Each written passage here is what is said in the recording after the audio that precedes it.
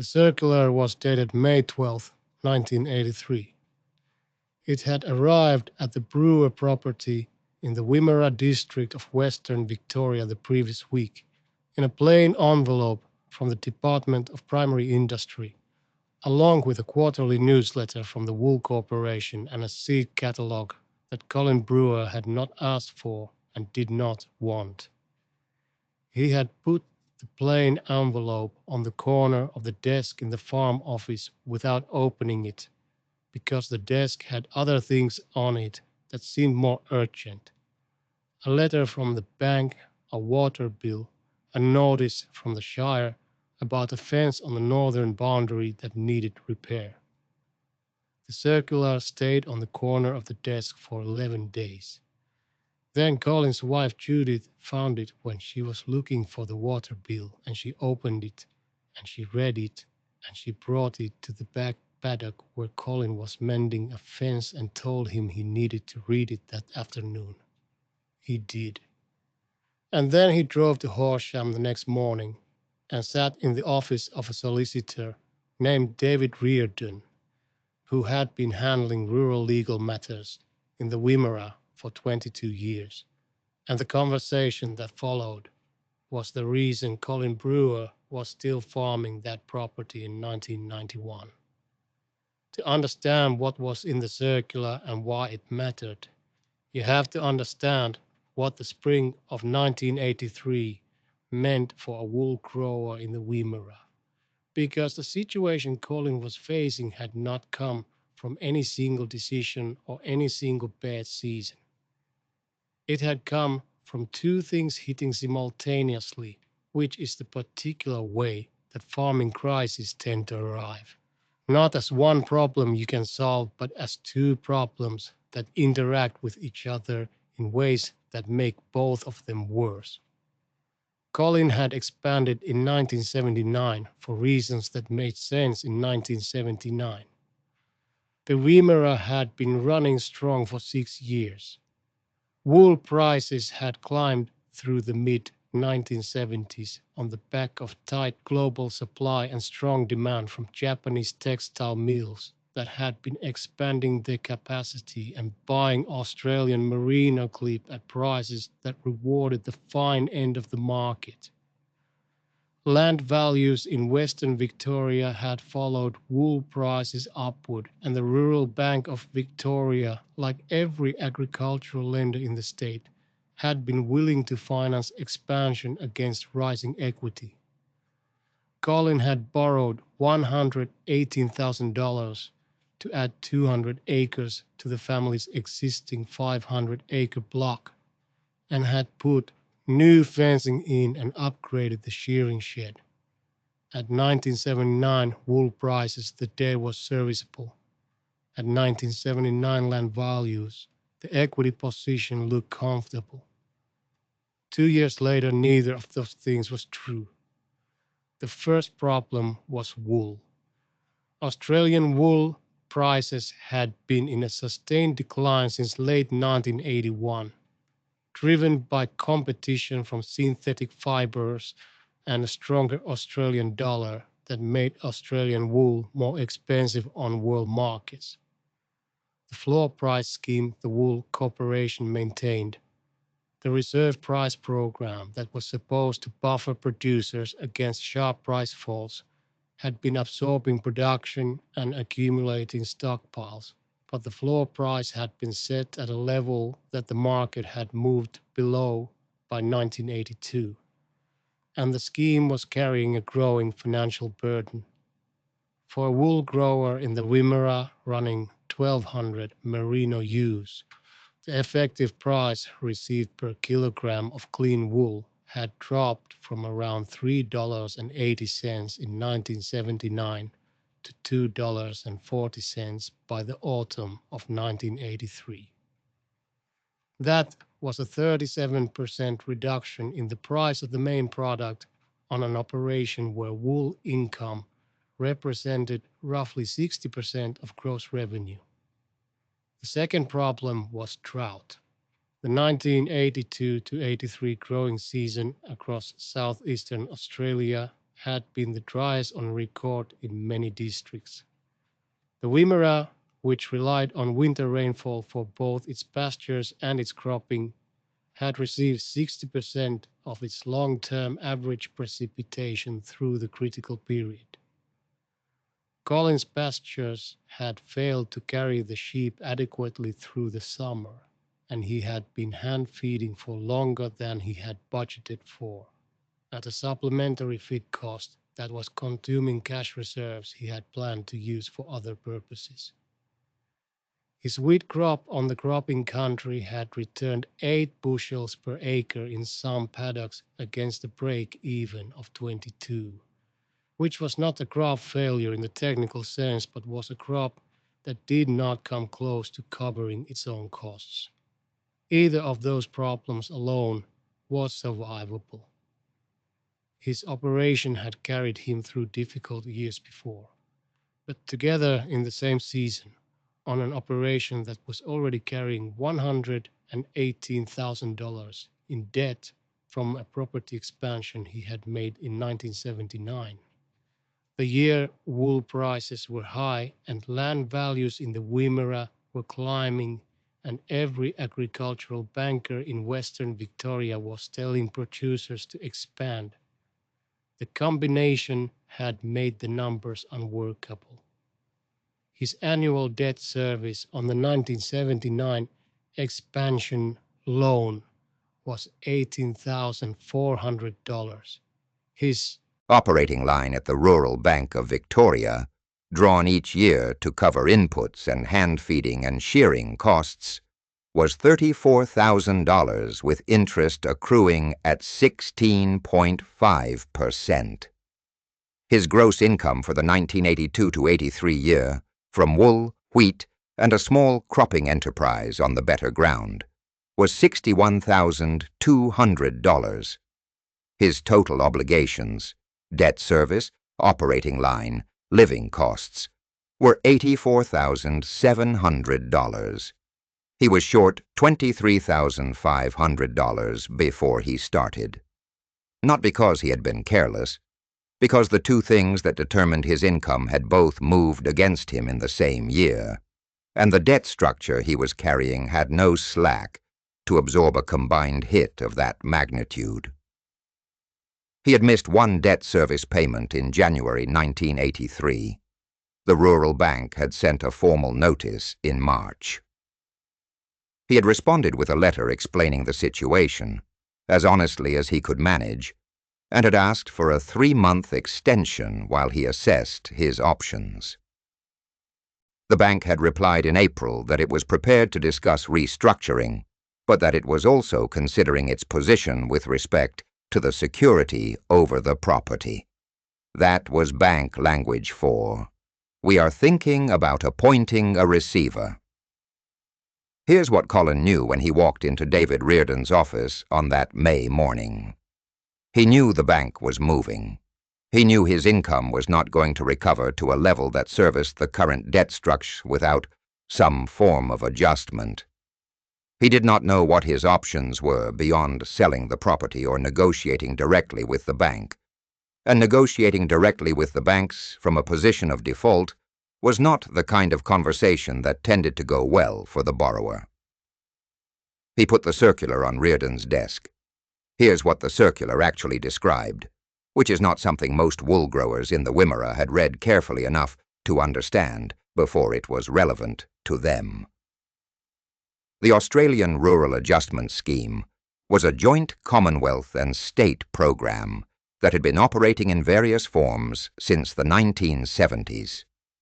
Its purpose was to assist primary producers in genuine financial difficulty caused by factors outside their control, which in 1983 covered most of the Wimmera, through a range of measures including debt restructuring, interest rate subsidies, and in some cases, exit packages for producers who could not viably continue. The program was administered through the state departments of agriculture and operated through approved rural lending institutions, of which the Rural Bank of Victoria was one. The key provision that the circular described, the provision that Reardon read twice before he said anything, was the one governing the application window. To access the debt restructuring component of the scheme, a producer had to apply before a receiver or administrator had been formally appointed to manage the property. Once a receiver was in place, the application was disqualified.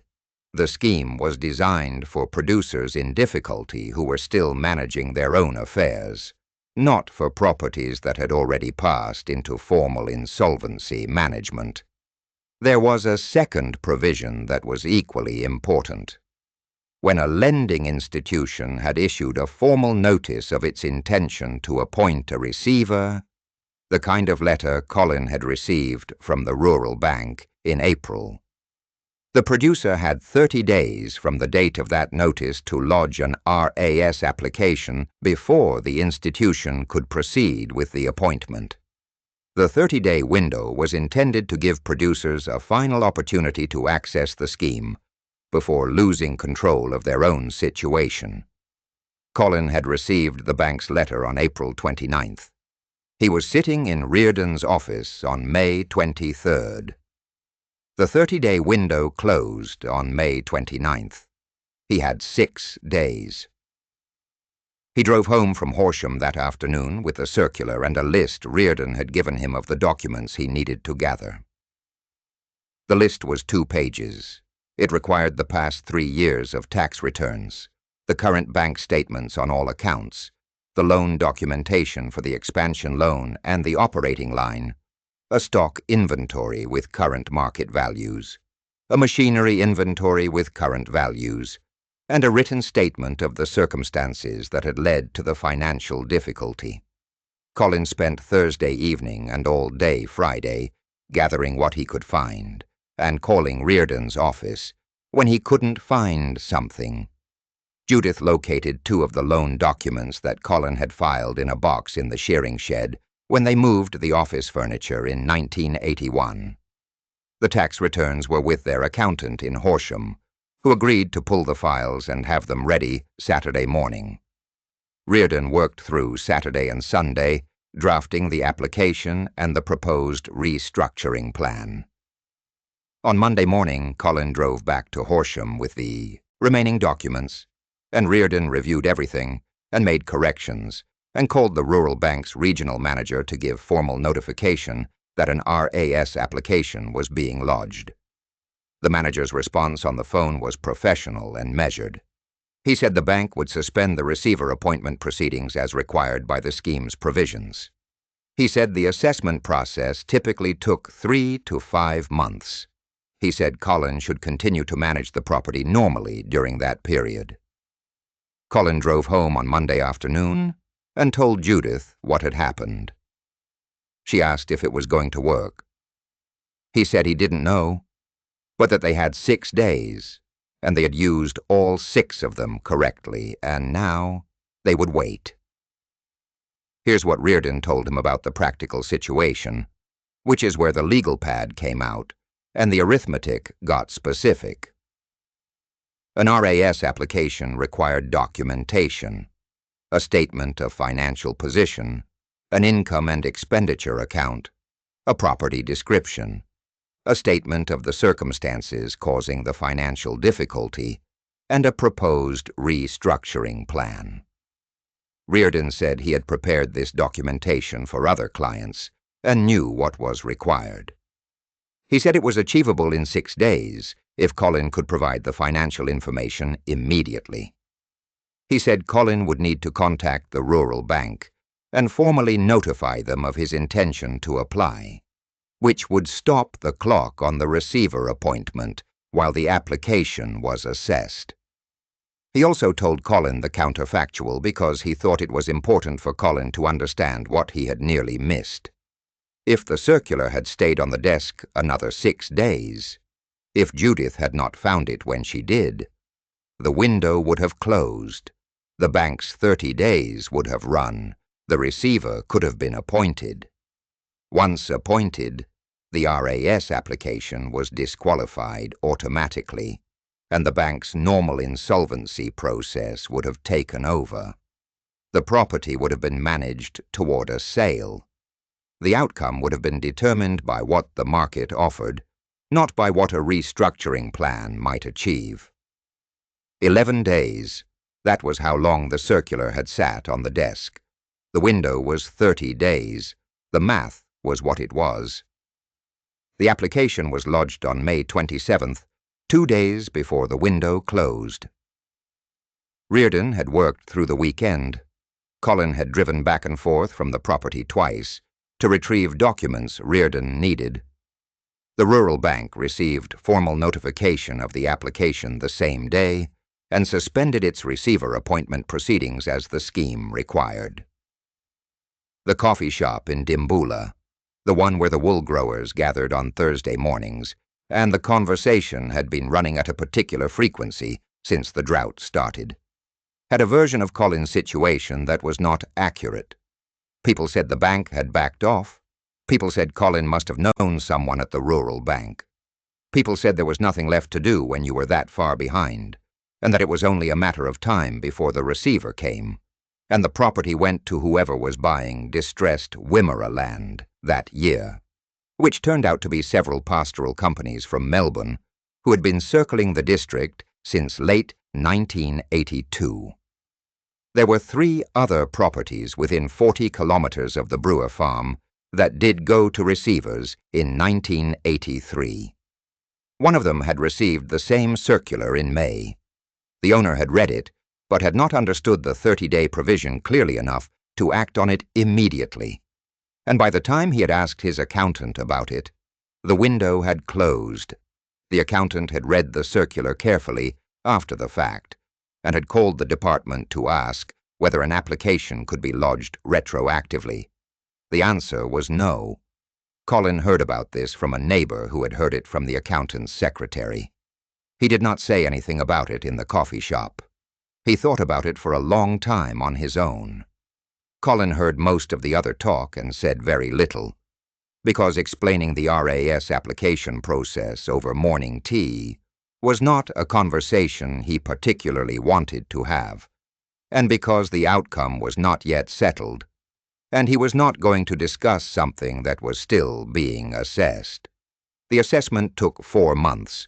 The scheme's administrators reviewed the application, the financial documentation, the wool price data, the rainfall records, and the proposed restructuring plan that Reardon had drafted. Their conclusion was that the financial difficulty was attributable to market and climatic conditions outside Colin's control, that the operation was viable under restructured debt conditions, and that the producer had demonstrated the capacity to manage the property if the debt Burden were adjusted to a serviceable level. The approved restructuring had 3 components. The expansion loan of $118,000 was refinanced through the scheme at a subsidized interest rate of 8% compared to the 16.5% Colin had been paying, over an extended term that reduced his annual debt service from $18,400 to $11,200. The operating line was capped at its current balance and refinancing at the subsidized rate with a structured repayment schedule tied to annual income. A 12-month interest moratorium on both facilities gave Colin the breathing room to rebuild his wool clip and carry his flock through to the following season without the interest clock running against him. Here's what the restructuring was not, and it is worth saying this plainly. It was not forgiveness. It was not a subsidy paid to Colin Brewer directly. It was a change in the terms of his debt that made the debt serviceable on the income his operation was actually capable of generating. At 8% on the restructured amounts, his total annual debt service was $14,100.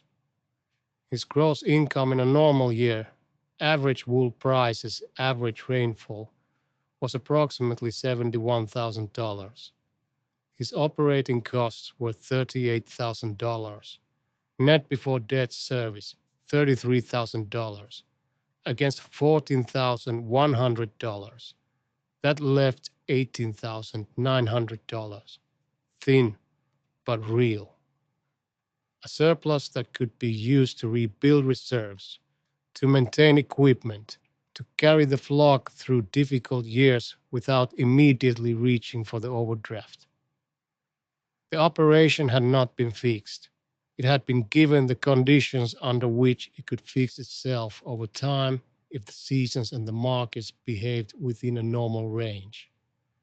Wool prices began a partial recovery in 1984. The 1984 to 85 growing season in the Wimmera was close to average. Colin's wool clip that year was the best he had produced in 3 seasons, 1,340 kilograms of clean wool at improved prices. And the gross income from that single clip was $14,800 more than the previous year. He applied the surplus directly to the operating line principle. The following year, he did the same.